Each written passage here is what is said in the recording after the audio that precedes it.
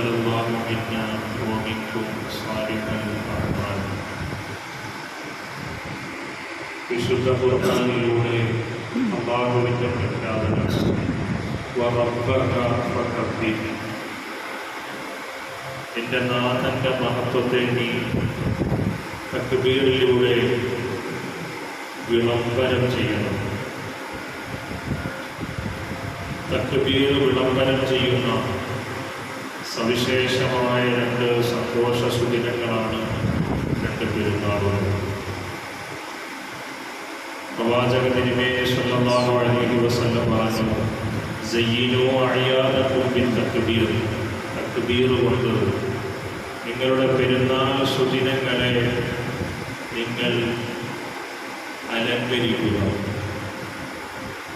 പെരുന്നാളുകളിൽ നമ്മുടെ മനസ്സിൽ നിറയുന്ന ആ സന്തോഷം തക്ബീറുകളിലൂടെ മനോഹരമായി പ്രകടിപ്പിക്കണം എന്നതാണ് അല്ലാഹുവിൻ്റെ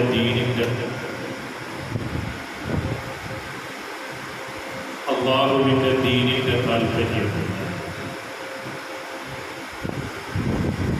തക്ബീർ പെരുന്നാളുകളെ സമ്പുഷ്ടമാക്കുന്നു. ഈദുൽ ഫിത്റിനെ അപേക്ഷിച്ച് ഈദുൽ അദ്ഹ കൂടുതൽ തക്ബീർ കൊണ്ട് സമ്പന്നമാണ്. 5 ദിവസത്തെ തക്ബീറിൻ്റെ അകമ്പടിയോടുകൂടി ഈദുൽ അദ്ഹ ആഘോഷിക്കണം എന്നതാണ് ദീനിൻ്റെ താല്പര്യം. അറഫ ദിവസം സുബഹി മുതൽ ആരംഭിക്കുന്ന തക്ബീർ പ്രഘോഷണം വിശ്വാസി അവസാനിപ്പിക്കുന്നത് ബലിപെരുന്നാൾ ദിവസവും കഴിഞ്ഞ് അയ്യാമു തശ്രീഖിൻ്റെ അവസാനത്തെ ദിവസമായ ദിവസം അസർ നമസ്കാരത്തോടുകൂടിയാണ്. ദീർഘമായ 5 ദിവസം തക്ബീർ മുഴക്കിക്കൊണ്ട് ആഘോഷിക്കേണ്ട ഒരു ആഘോഷമാണ് ബലിപെരുന്നാളിൻ്റെ ആഘോഷം.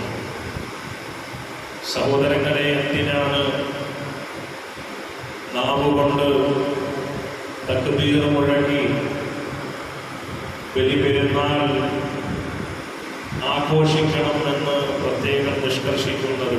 ഇത്രയധികം ദിവസം നീണ്ടു നിൽക്കുന്ന ആ തക്ബീർ പ്രഘോഷണം എന്തിന് എന്ന് ചോദിച്ചാൽ, ആ തക്ബീറിൻ്റെ ആശയം ഒരു ആദർശമായി നമ്മുടെ ഹൃദയത്തിലും നമ്മുടെ ജീവിതത്തിലും രൂപപ്പെടേണ്ടതുണ്ട്. നമ്മുടെ ജീവിതത്തിൽ നമ്മുടെ ജീവിതവുമായി ബന്ധപ്പെട്ട് ആരാധനകളുമായി ബന്ധപ്പെട്ട് ഇടപിരിയാതെ നമ്മോട് ചേർന്ന് നിൽക്കുന്ന ഒരു വചനമാണ് അല്ലാഹു അക്ബർ.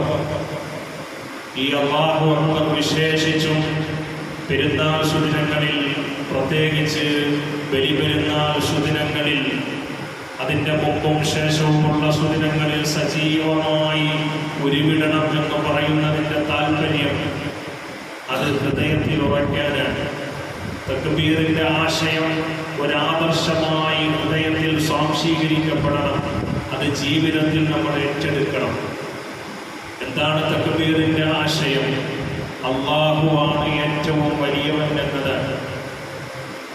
അറിവിലും കഴിവിലും ഗുണവിശേഷണങ്ങളിലും സർവകാര്യങ്ങളിലും അല്ലാഹു അത്രേ ഏറ്റവും വലിയവൻ എന്നതാണ് ആ ആദർശം. അവനെ എത്ര മഹത്വപ്പെടുത്തിയാലും, അവനെ എത്ര വാഴ്ത്തിയാലും, അവനെ എത്ര പുകഴ്ത്തിയാലും മതിവരാത്ത വിധം, വാക്കുകൾ മതിവരാത്ത വിധം അങ്ങേയറ്റം വലിയവനാണ് അല്ലാഹു.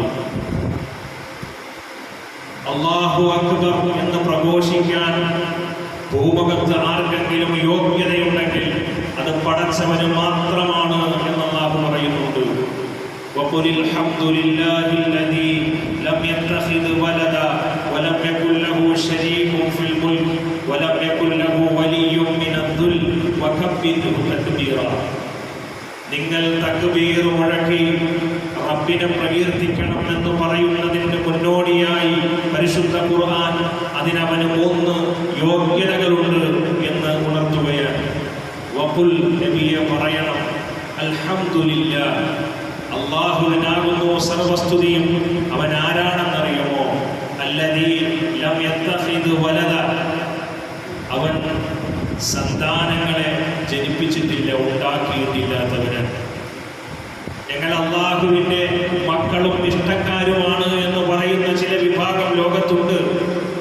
എന്നാൽ അവരല്ല, അവരുടെ ആ വിശ്വാസം അത് വ്യാജമാണ് എന്ന് ഉറപ്പിച്ചുകൊണ്ട് പറയുകയാണ്, അല്ലദീ ലം യത്തഖിദ് വലദ, അവൻ സന്താനങ്ങളെ ജനിപ്പിക്കാത്തവനാണ്.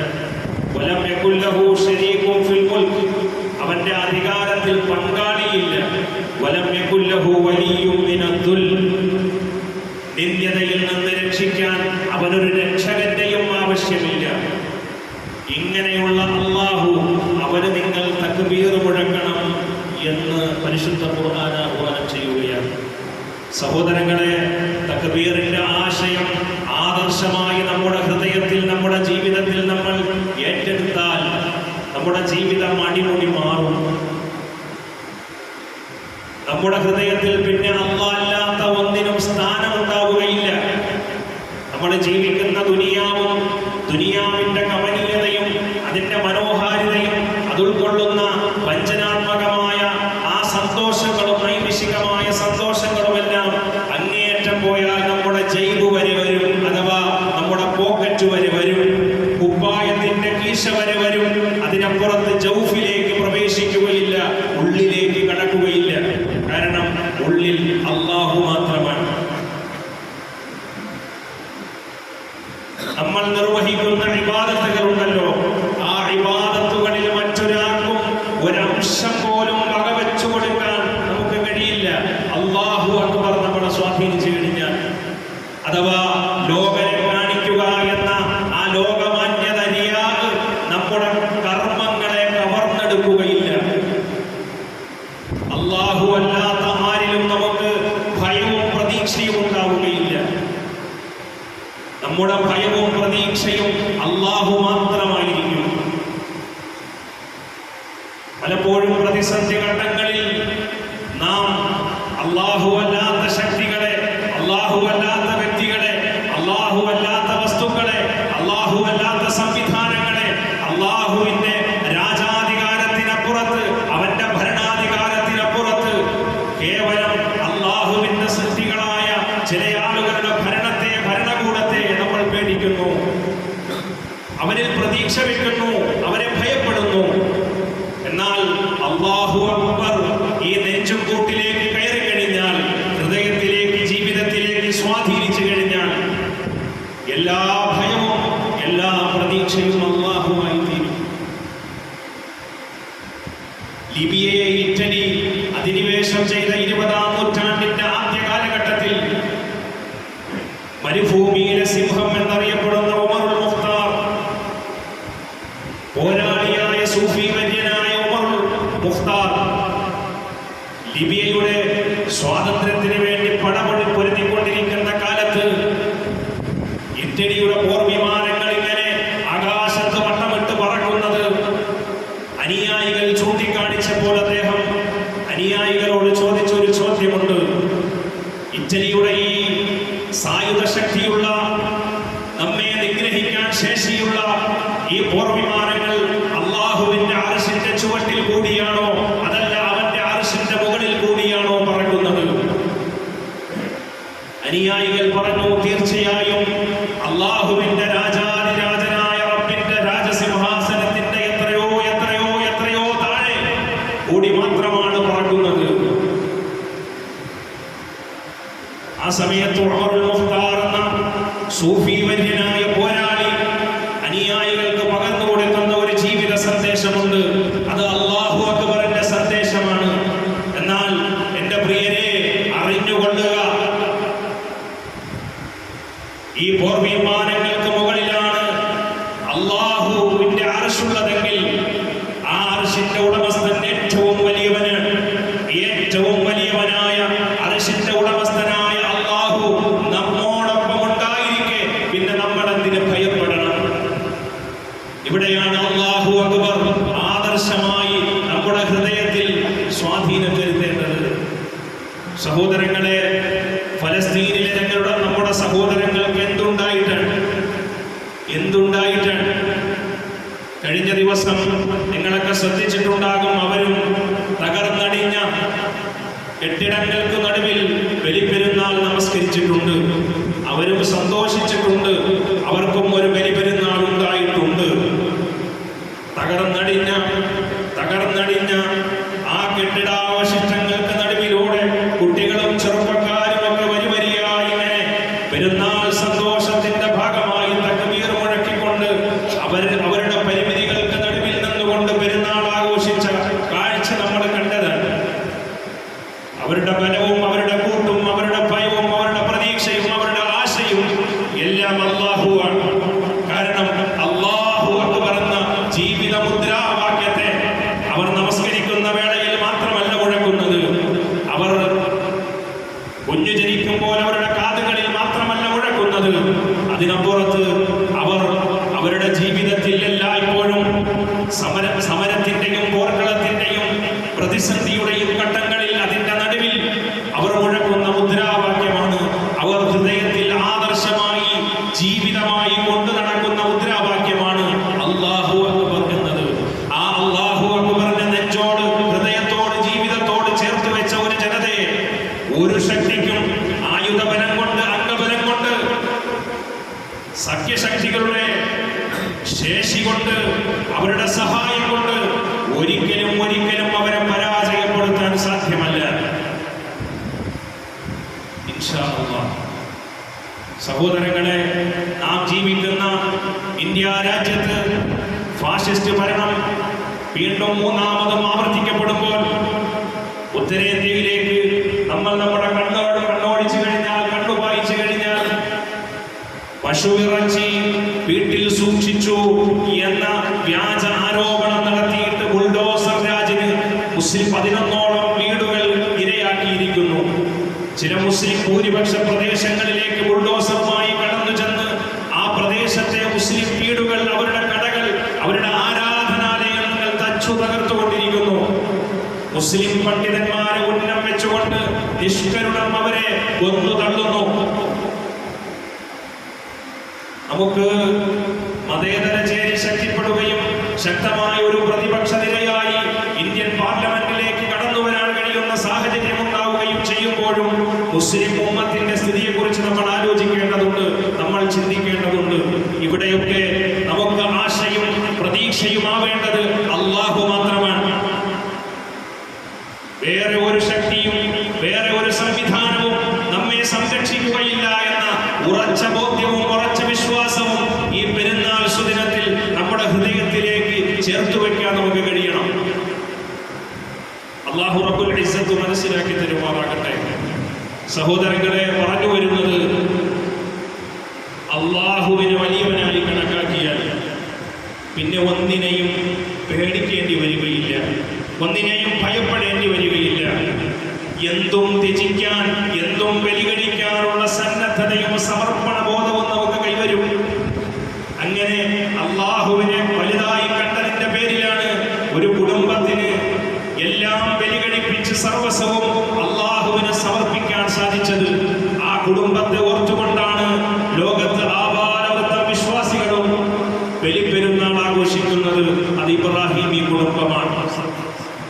ഇബ്രാഹിം നബി അലൈഹിസ്സലാത്തു വസ്സലാമിന്റെ ജീവിതം സൂക്ഷ്മമായി പരിശോധിച്ചാൽ പോലും ഒരിടത്തു പോലും സ്വന്തം താല്പര്യങ്ങൾക്ക്, സ്വന്തം കുടുംബത്തിന്റെ താല്പര്യങ്ങൾക്ക്, തന്റെ കാര്യലാഭത്തിന് ഒരിടത്തും അദ്ദേഹം കണ്ണടച്ചു പ്രവർത്തിച്ചതായി നമുക്ക് കാണാൻ കഴിയുകയില്ല. മറിച്ച് എല്ലാം എന്റെ റബ്ബിന് എന്ന നിലയ്ക്ക് അല്ലാഹുവിന്റെ മാർഗത്തിൽ ഇറങ്ങി നിന്ന് രക്തരഹിതമായ ജിഹാദ് നടത്തിയ വിപ്ലവകാരിയാണ് മഹാനായ ഇബ്രാഹിം അലൈഹിസ്സലാത്തു വസ്സലാം.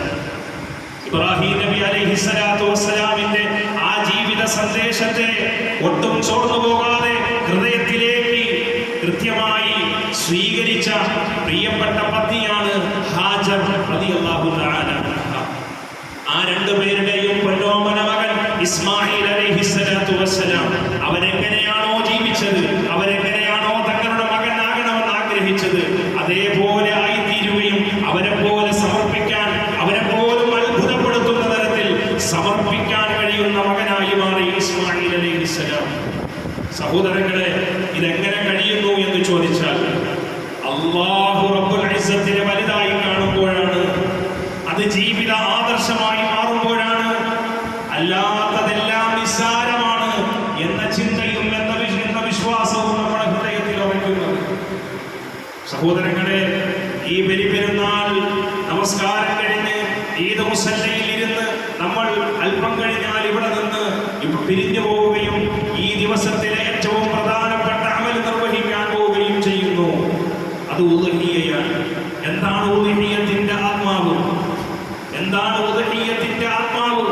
ഉദ്ഹിയ്യത്തിന്റെ ആത്മാവ് അള്ളാഹുവിനെ സമർപ്പിക്കാൻ തടസ്സമായി നിൽക്കുന്ന എല്ലാ ദൗർബല്യങ്ങളെയും അറുത്തുമാറ്റുക എന്നതാണ് ബലികർമ്മം നിർവഹിക്കുന്നതിലൂടെ നാം നേടിയെടുക്കുന്ന ജീവിത സന്ദേശം.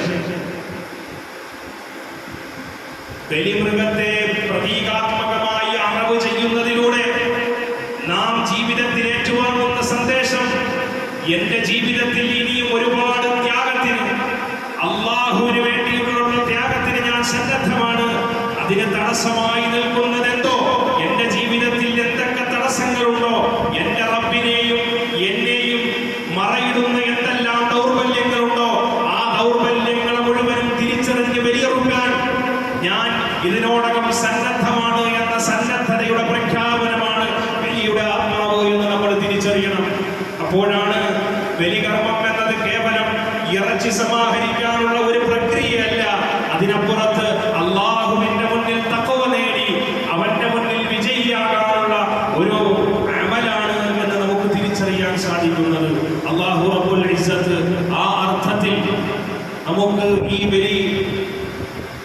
ബലി സമർപ്പണ ദിനമാകുന്ന ഈ ബലിപെരുന്നാൾ സുദിനത്തിൽ ആ അമൽ നിർവഹിക്കാനുള്ള സൗഭാഗ്യം നൽകുമാറാകട്ടെ. സഹോദരങ്ങളെ, സിറിയൻ പണ്ഡിതനായ ഡോക്ടർ മുസ്തഫ സിബായി പെരുന്നാളിനെ മുൻനിർത്തി സത്യവിശ്വാസികളോട് ചില കാര്യങ്ങൾ പറഞ്ഞിട്ടുണ്ട്.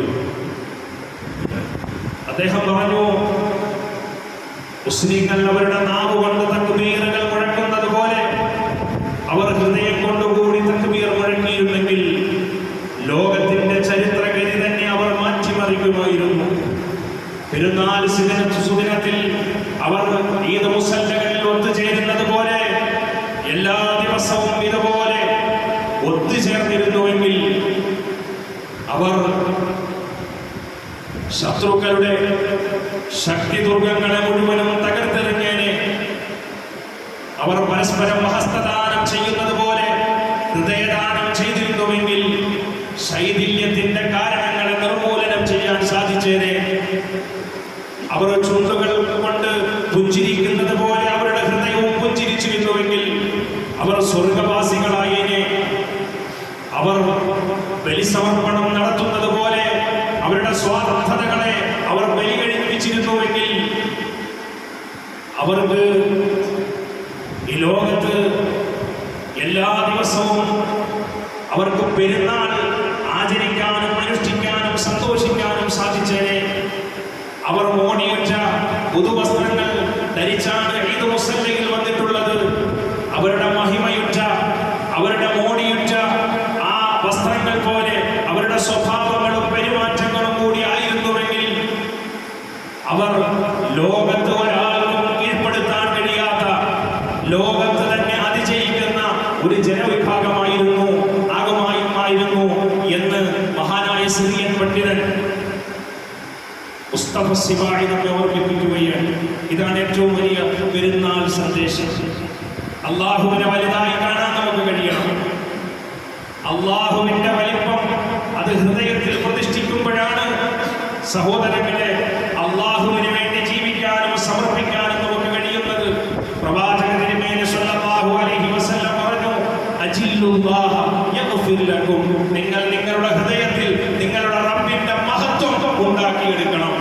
എന്നാൽ യഗ്ഫിർ ലക്കും, അല്ലാഹു നിങ്ങൾക്ക് പൊറുത്തു തരും. സഹോദരങ്ങളെ, നമ്മുടെ റബ്ബിനെ കുറിച്ച് നല്ല ഓർമ്മകൾ നമ്മുടെ ഹൃദയത്തിൽ, നമ്മുടെ തലച്ചോറിൽ കൊണ്ടു നടക്കാൻ കഴിയണം. പൈശാചികതയെ നമ്മുടെ ഹൃദയത്തിൽ നിന്ന്, തലച്ചോറിൽ നിന്ന്, ജീവിതത്തിൽ നിന്ന് അകറ്റി മാറ്റാൻ നമുക്ക് സാധിക്കേണ്ടതുണ്ട്. അല്ലാഹു റബ്ബുൽ ഇസ്സത്ത് ഈ വലിയ സന്ദേശത്തെ പെരുന്നാൾ സന്ദേശമായി ഉൾക്കൊള്ളാനുള്ള മഹാഭാഗ്യം നമുക്ക് ഏവർക്കും നൽകി അനുഗ്രഹിക്കുമാറാകട്ടെ. യാ അയ്യുഹല്ലദീന ആമനൂ ويصلح لكم أعمالكم ويغفر لكم ذنوبكم ومن يطع الله ورسوله فقد فاز